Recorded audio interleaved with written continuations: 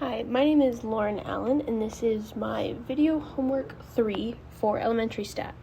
So the first thing we're going to start off with is problem 1, which is probability and two-way tables.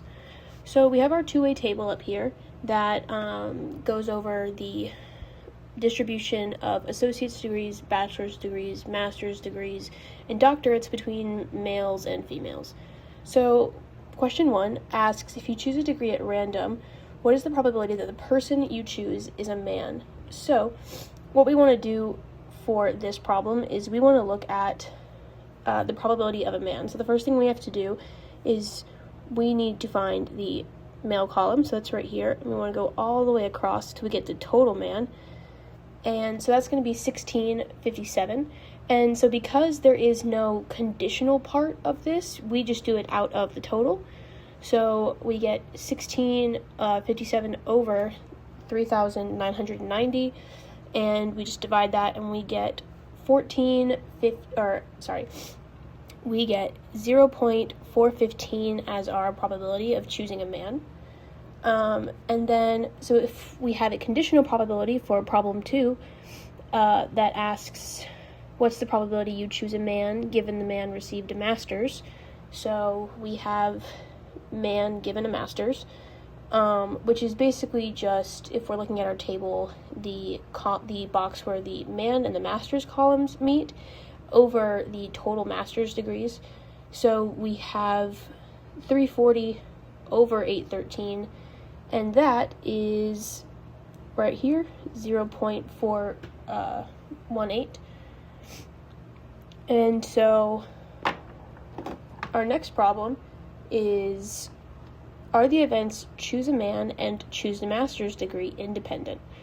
So the best way to look at this is to get the probability of a man and a master's degree, and then to get the probability of a man separately, and then the probability of a master's degree separately. So if we look at man and master's, which we want to look at the men and master's degree, so that box that we looked at just now, but we want to do it over the total this time, so out of everybody. So that would get us 0.05. And then next we want to look at the probability of a man, which we found that up here in our first equation, or our first problem. So that's just 0.415. And then we need to find the probability of a master's degree. So we take all the master's degrees, so 813, and we divide that by 3,990, and we end up getting 0.2. And so now what we want to do is we just want to multiply these together. That way we can get the right probability.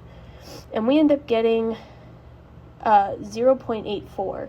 So if we remember our other probability, which is 0.85, they are close, but they're not equal to each other. And for them to be labeled independent, they would have to be like down to the final dot, like equal. And so they are dependent, but they're super close. Because the whole goal here is to see if they're independent. We would multiply the man and the master's by the man and the master's separately. So moving on to problem 2, we have weighted probability and real data interpretation.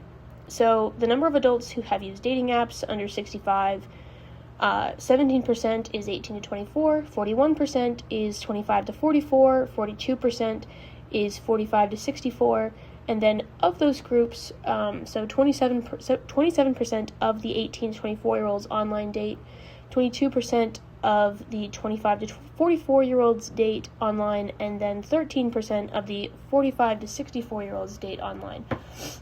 So our first job is to create a tree diagram. And the first thing you want to do with tree diagrams is we need to look up here and we need to decide, okay, 17% is 18 to 24. That needs to be one branch.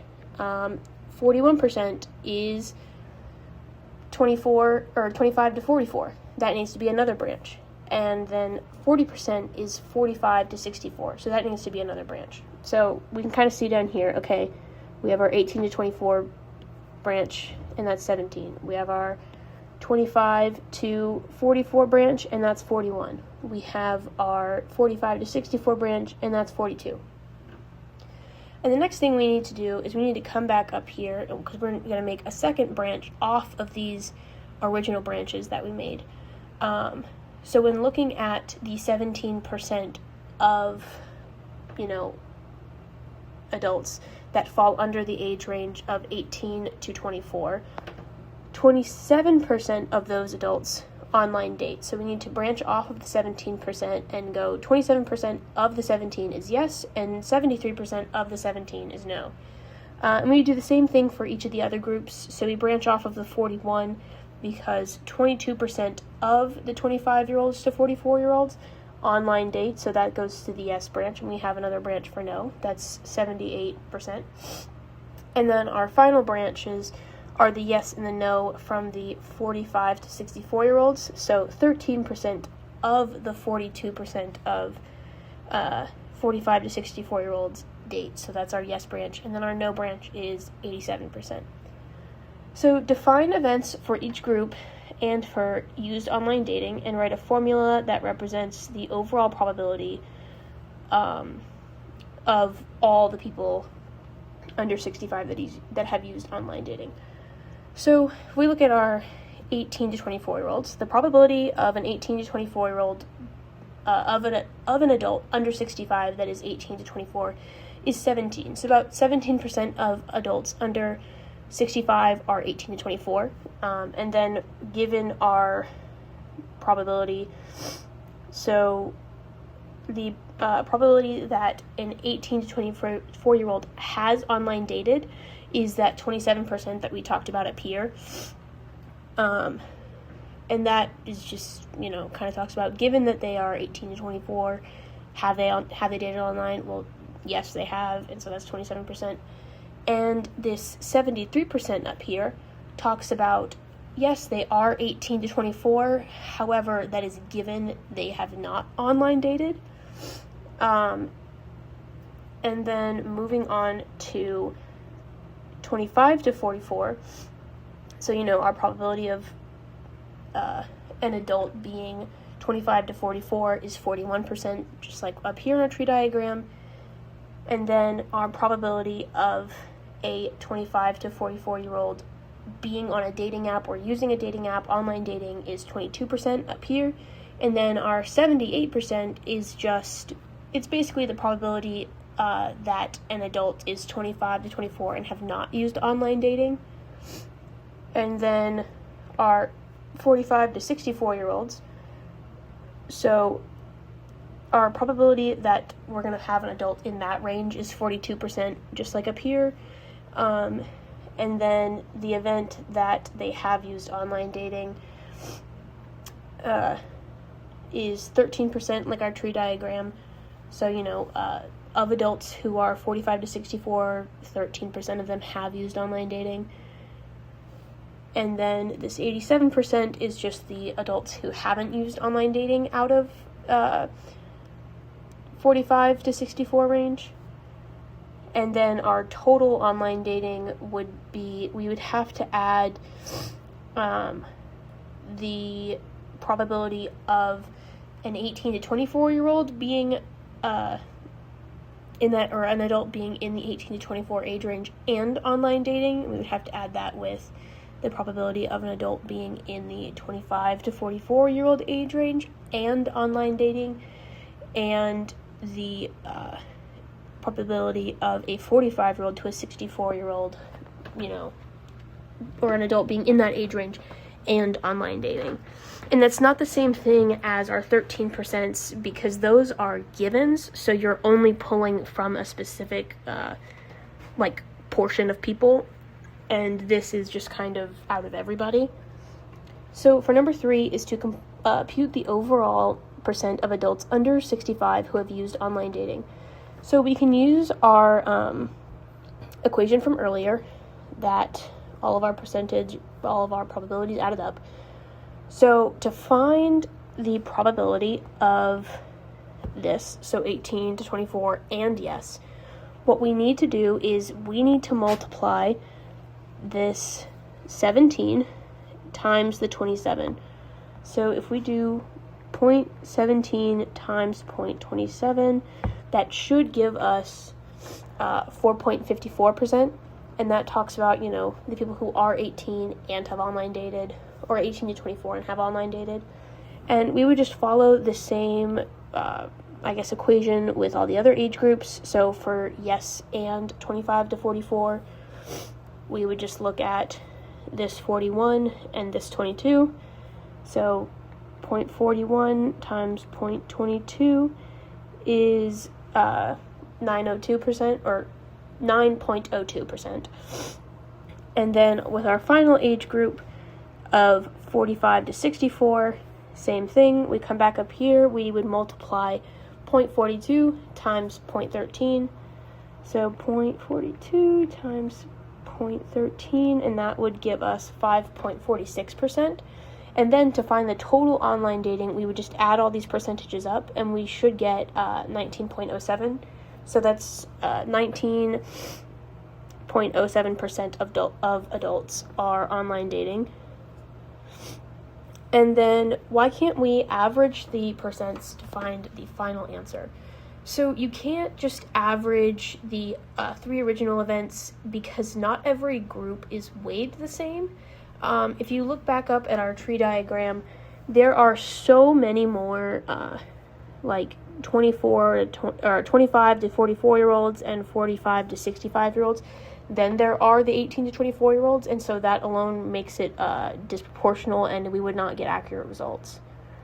So moving on to number 3 with our binomial probability and complements.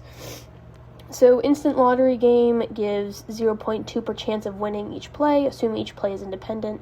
So our first question is explain why the model can use the binomial distribution, and state the n, the p, and explain what the random x represents. So this model can use binomial distribution because we have 2 very clear outcomes, a win and a don't win. And then we also know that each play is independent.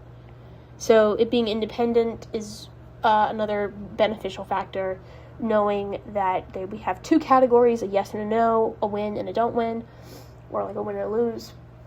And then also the fact that winning once isn't going to change your ability or the probability of you winning again.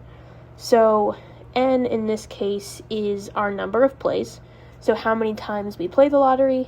Our probability is our probability of winning, or 0.02. And then x is the variable that we're looking for. So how many times can we win out of the times that we've played? So number 2, if you play 3 times, what is the probability that you will win 0 plays? So for this, we need to find, how many times, or what the probability is if we win 0 times. So the first thing we want to do is we need to find out the amount of cases that can come out of you winning 0 times out of 3 plays. So we can either write the plays out, or we can use this. So I chose to use the C, so it's 3C0. And basically what this is it is NCK. So N stands for your number of plays, K is the successes, and C is just it's part of the equation. And basically this turns into like a factorial. So when we're solving for this, it becomes n factorial over k factorial, n minus k factorial. And because there's only one circumstance where we can get all losses, that's just going to end up being 1. And then we would multiply that by the probability of winning times, to the 0 power, and then multiply that by losing to the 3rd power, and we would get 0.9412. And so that is our probability that we are losing every round that we play. So right here, that 0.9412 is our probability of losing. And we find this 98 right here by subtracting our probability of winning from 1. So that's where the 98 is coming from. So 3, what is the probability that you win one or more of the 3 plays? So this is actually really simple because of what we just did. So we can kind of use the same thing. Instead of going through the long route of finding every single case that we can win at least once, it's a lot easier to take the amount of times that we have not won, or the probability that we will win 0 times, and subtract that from 1 to find the complement. So what we can do is we can use our same equation, which is right here, and we can just subtract that from 1. So we know, because of this last problem, that it is 0.9412, so 1 minus 0.9412 is 0.0588. So that is the probability right here that we are going to win one or more of our 3 plays. So if the probability of winning was higher, how would winning at least once change? So if we had a higher probability of winning, then, we're going to be more likely to win in total. So you would definitely be more likely to win more than once, at least once. Because 0.02 is pretty low. So if we changed it to it's a 50-50 chance of winning and not winning. If we do 3 trials, you have you're going to win, most of the time you're going to win at least one of those trials. But that's just because of the probability being so high. So you'll definitely win. You'll have a better chance of winning as the probability to win increases. So for our last problem, we're going to go over binomial mean, standard deviation, and normal approximation. So a basketball player makes 80% of her shots, and she makes 60 shots. So she takes 60 shots. So identify the parameters of binomial setting and what they represent. So for a binomial setting, we have to make sure we have 2 very clear, gets the shot, doesn't get the shot, win, lose, good, bad, things like that. So that is met. One shot isn't going to affect another shot, so that's good. And then, so our N is going to be 60 because she attempts 60 shots. Our P, or our probability, is going to be 0.8 because she makes 80% of them. And 1 minus P is 0.2 because 1 minus 0.8 equals 0.2. So compute the mean and standard deviation of the successful shots and explain what the numbers mean in the context. So our mean is just going to be N times P. So 60 times 0.8 is 48. And then our standard deviation is N times P times 1 minus P. So that's just 60 times 0.8 times 0.2, and we get 3.09. And so for in the context, these numbers really just mean that she's expected to make about 48%, or not 48%. She's expected to make about 48 shots with a variation of about 3 shots when she takes 60 shots. So check whether the normal approximation to the binomial distribution can be used. So for this, we have to make sure that our N of P and our N times P and our N times 1 minus P is greater than or equal to 10. So our mean, or our N times P, is 48, and 48 is definitely bigger than 10. And then we have N times 1 minus P, which is just 60 times 0.2, and that's 12. And 12 is greater than 10, so we do meet all of the requirements for our normal approximation, which is good. And for our next problem, we're going to use normal approximation to estimate the probability that she makes at least 50 shots. And so our first thing is just to kind of find a z-score. So we take 50, subtract it by the mean, and divide it by our standard deviation. So 50 minus 48 is 2. 2 divided by 3.09 is 65.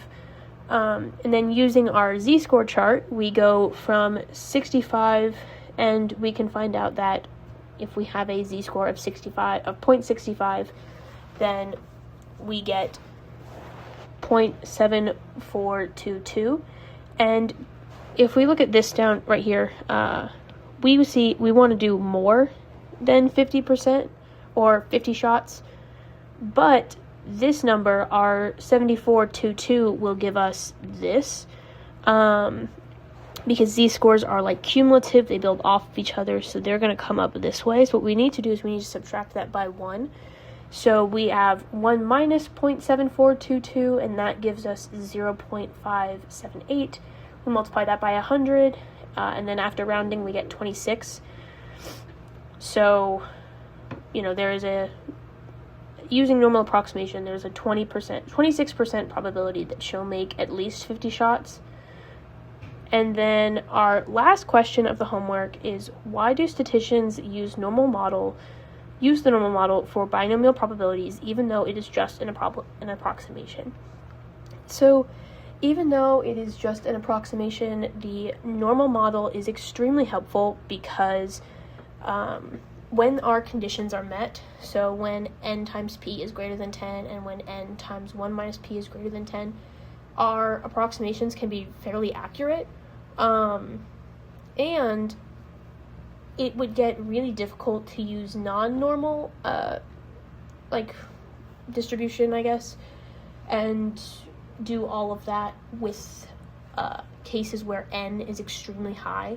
Because if you have a lot of variation, or, you have a big gap between what you're trying to do, you're just going to keep going on forever and ever. So it's a lot easier to use an approximation and the normal model, even though it wouldn't be 100%, it may not be 100% accurate all the time. It still makes everything a lot easier, and it's not like it's super far off. It is pretty accurate as well. And that is the end of the video homework.